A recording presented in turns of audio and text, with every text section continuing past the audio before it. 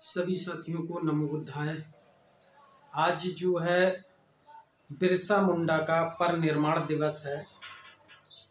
उनको सबसे पहले मैं परिनिर्वाण दिवस पर श्रद्धा सुमन अर्पण करते हुए, सत्सर नमन करते हुए और मैं उनके विषय में थोड़ा आज बिरसा मुंडा महान क्रांतिकारी, समाज सुधारक, महान योद्धा, अंग्रेजों के खिलाफ अंग्रेजों को भगाने वाले जो एक महान योद्धा हुए, उनका आज परिनिर्वाण दिवस है।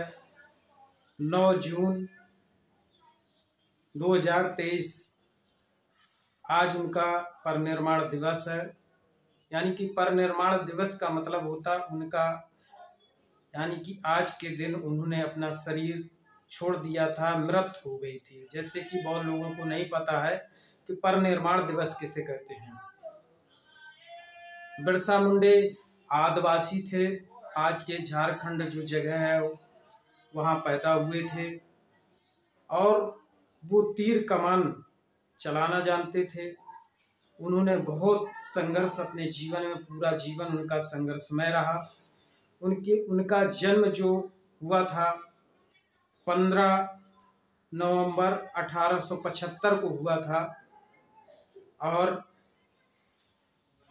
जो आज हम लोग परिनिर्वाण दिवस मना रहे हैं 9 जून 2023 को, उनका जो परिनिर्वाण हुआ था, उनकी मृत्यु हुई थी, जेल के अंदर हुई थी। यहाँ तक बताया जाता है कि वो जो है जब जेल के अंदर थे तो उनको दस्त आने लगे थे, लेटरिन वगैरह, उल्टी वगैरह होने लगी थी।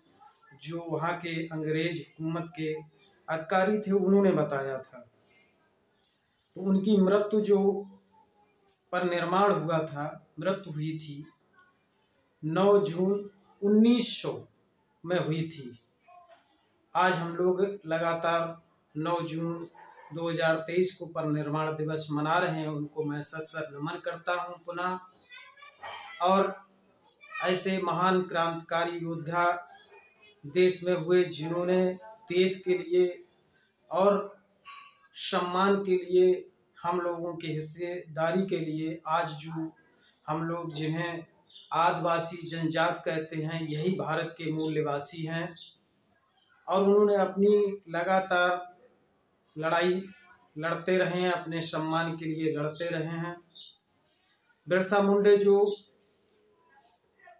तीर कमान और भाला रखते थे, इनके पास हथियारों के लिए और कोई तोप बंदूक वगैरह नहीं थी, लेकिन वो तोप बंदूक से भी उनका निशाना इतना अच्छा था कि बंदूक से भी निकली हुई गोली एक बार चूक सकती थी, लेकिन उनका तीर नहीं चूकता था। तीर कमान से चलाते थे। तो उन्होंने बहुत सारे क्रांति की संघर्ष किया। अंग्रेजों के खिलाफ 2 बार पकड़े हुए गए, जेल गए और उसके बाद जेल में ही उनकी मृत्यु हुई। उसके बाद उन्होंने एक और लड़ाई लड़ी जो इस भारत में अपने आदिवासियों के लिए, जनजाति के लिए, जो भारत में पहले कुछ समय पहले तक मुझे जानकारी है कि यहाँ एक हुकूमत चलती थी यहीं के लोगों की, लोकल के लोगों की।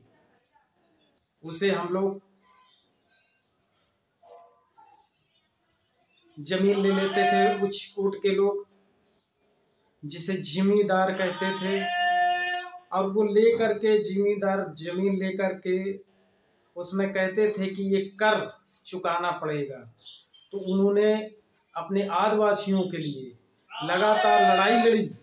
इसलिए लड़ाई लड़ी क्योंकि वो चाहते थे कि हमारी जो जमीन है, आदिवासियों की जंगल की जमीन है, जो ये हुकूमत वाले, जो बड़े उच्च कोट के लोग थे, वो अपनी हुकूमत चलाते थे और वो आदिवासियों की, छोटे किसानों की जमीन ले लेते थे और जमीन ले करके अपने कब्जे में कर लेते थे और कर वसूल करते थे। तो उसकी भी लड़ाई उन्होंने लड़ी। ऐसे महान योद्धा ने समाज सुधारक भी रहे और समाज की बहुत सारी कुरीतियों पर भी उन्होंने आवाज़ उठाई। वो प्रकृति की आज भी आदिवासी जो है अधिक से अधिक जो पूजा करते हैं वो प्रकृति की पूजा करते हैं। और भी बहुत सारे हैं, धर्मों के अपना अपना अलग है, लेकिन ज़्यादातर संख्या में प्रकृति की मानते हैं और भी धर्म को मानते हैं, प्रकृति की पूजा करते हैं। और यहाँ तक जानकारी है कि बिरसा मुंडा तो अपने ईसाई धर्म को अपना लिया था और वो प्रकृति की भी पूजा करते थे। चलिए इस विषय पर चर्चा आज पुनः मैं फिर नमन करता हूँ बिरसा मुंडा को, महान योद्धा को। और मैं चाहूँगा कि आप लोग जो है इस महान योद्धा के विषय में जानें और पढ़ें कि बिरसा मुंडा कौन थे, देश के लिए हमारे लिए क्या किया। तो इस पर थोड़ा मैं तर्क करना चाहूँगा कि आज जो हम लगातार संत महात्माओं या उस समय जो धर्माचार्य थे, ठेकेदार थे धर्म के, तो उस समय क्या करते थे जब बिरसा मुंडा जैसे महान योद्धा को लड़ना पड़ा, क्या ज़रूरत पड़ी कि बिरसा मुंडा जैसे महान योद्धा को अंग्रेज़ों के खिलाफ लड़ने की ज़रूरत पड़ी। ऐसे मंत्र पढ़ देते, ऐसे बहुत सारे मंदिरों में या अन्य बहुत सारी व्यवस्थाएं रही होंगी, उन व्यवस्थाओं के अनुसार अंग्रेज भाग जाते, तो क्या ज़रूरत पड़ी बिरसा मुंडा जैसे महान योद्धा और सारे बहुत महान योद्धा हुए जो अंग्रेज़ों के खिलाफ जिन्होंने लड़ा, तो कहीं ना कहीं इनकी शक्तियाँ कहाँ थी। इस विषय पे भी थोड़ी चर्चा मैं कर रहा हूँ कि जो आज हम धर्म के नाम पर सिर्फ हमारा शोषण हो रहा, लोग धर्म के नाम से शोषण कर रहे हैं, तो उस समय क्या व्यवस्था रही होगी। आज मैंने जब अभी एक मैंने न्यूज़ सुना, 9 जून की मैंने न्यूज़ सुनी कि अब इस समय हमारे नाचते नाचते व्यक्ति की हार्ट अटैक हो गया, बहुत अस्पताल में हार्ट अटैक हो गया, चलते हार्ट अटैक। एक ये बहुत सारी समस्या बड़ी आ रही है कि हार्ट अटैक हो रहा है लोगों को।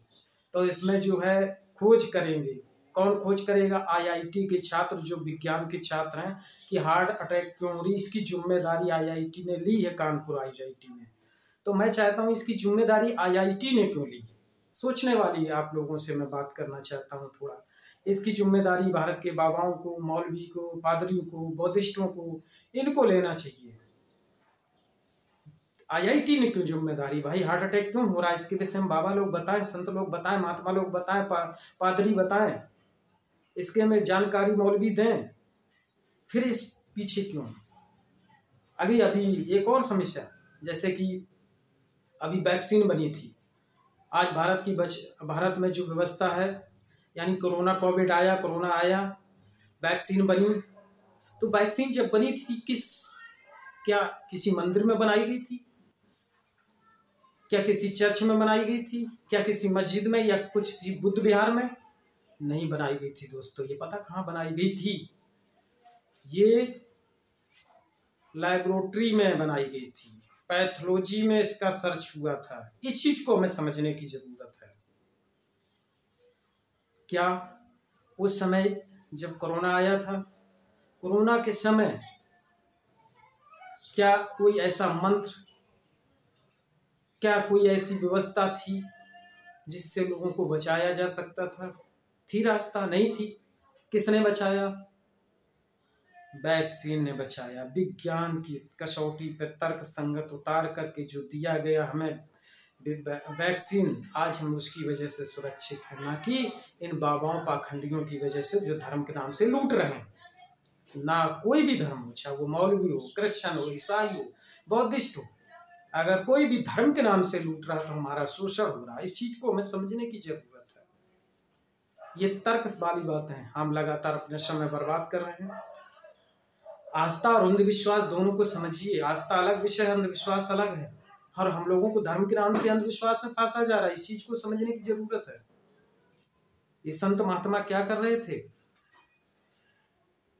बहुत सारी ऐसी समस्या, अभी जैसे हार्ट अटैक की समस्या आ रही, क्या कर रहे हैं संत महात्मा? बताएं भैया, इसकी रास्ता बता दें। क्या जरूरत IIT को, वैज्ञानिकों को, इसकी विज्ञान के छात्रों को खोजने की जरूरत? अरे संत महात्मा इतने ताकतवर हैं, भारत के बड़े बड़े सब कुछ बता देते हैं, फिर क्यों ऐसा नहीं बता पा रहे हैं? लोगों को क्यों हार्ट अटैक हो रहे हैं? इस चीज़ को आप लोग समझिए, गहराई से जानिए।